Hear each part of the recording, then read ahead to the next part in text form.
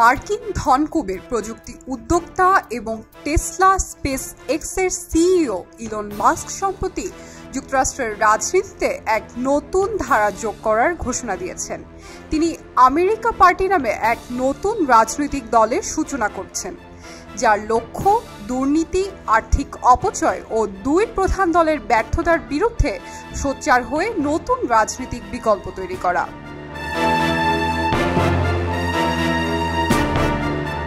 ওয়ালটন এখন দেশের সীমানা পেরিয়ে পৌঁছে গিয়েছে 50টিরও বেশি দেশে।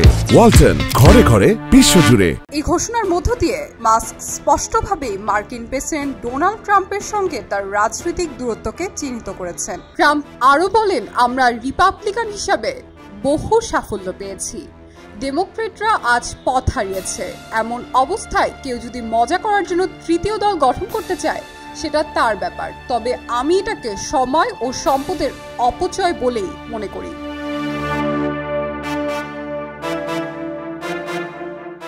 বিশ্লেষকদের মতে ইলন মাস্কের রাজনৈতিক পদক্ষেপ যুক্তরাষ্ট্রের প্রথাগত রাজনৈতিক চিত্রে নতুন মাত্রা যোগ করতে পারে। মাস্কের রয়েছে বিপুল জনসমর্থন, সামাজিক যোগাযোগ মাধ্যমে প্রভাব এবং বিলিয়ন ডলারের সম্পদ। এমন একজন ব্যক্তিত্ব রাজনীতিতে প্রবেশ করলে সেটি দুই দলকেই নতুন করে ভাবতে বাধ্য করবে। তবে একই সঙ্গে প্রশ্ন উঠছে, মাস্কের মতো প্রযুক্তি নির্ভর নেতার বাস্তব রাজনৈতিক দক্ষতা ও সংগঠন গড়ার সক্ষমতা কতটুকু।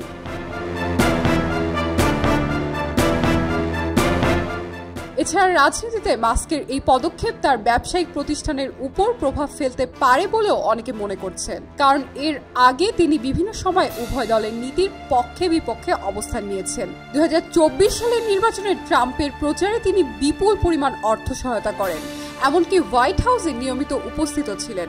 সেই সম্পর্ক এখন ভেঙে গিয়ে রাজনৈতিক প্রতিদ্বন্দ্বিতার রূপ নিচ্ছে।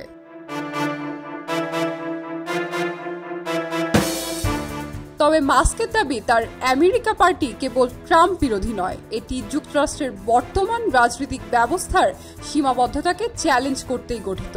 তিনি চান দুর্নীতিমুক্ত, তথ্যভিত্তিক, বৈজ্ঞানিক এবং যুক্তি নির্ভর রাজনীতি, যা প্রযুক্তি, উদ্ভাবন এবং পরিবেশ বান্ধব নীতিকে প্রাধান্য দেবে।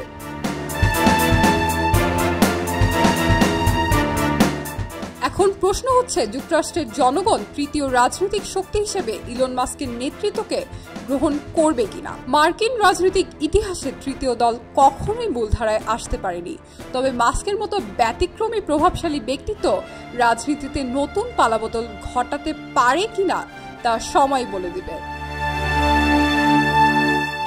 শাইনি আলম চৌধুরী, খবর কাগজ।